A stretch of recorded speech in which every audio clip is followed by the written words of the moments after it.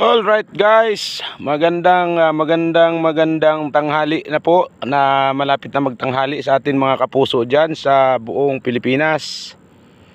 Okay, day 2 po ng aming journey ngayong Monday morning. Nandito po kami sa dagat ulit.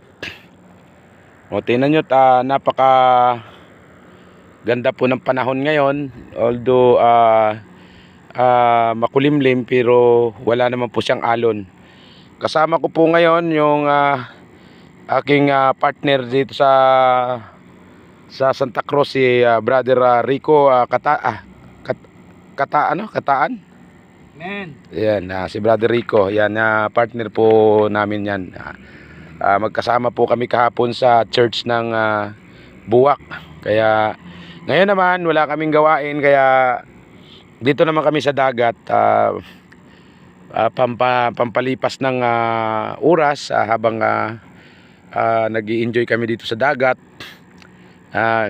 Sabi nga, makahuli o wala, basta enjoy lang. Dito po kami ngayon sa Santa Cruz, Marinduque, sa Buyabod. Yan. Palutang-lutang lang kami dito ngayon.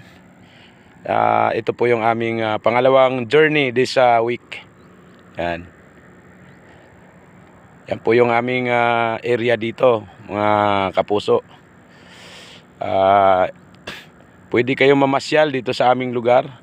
Marami pong mga beach dito. May mga beach dito sa Marinduque. May sa Maniwaya. Mayroon din dito sa Pulo. May mga beach doon sa Pulo at saka sa Mongpong. Yan.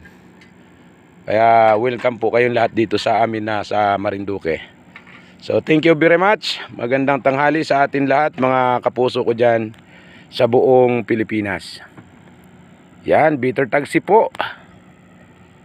Magandang tanghali, kapuso.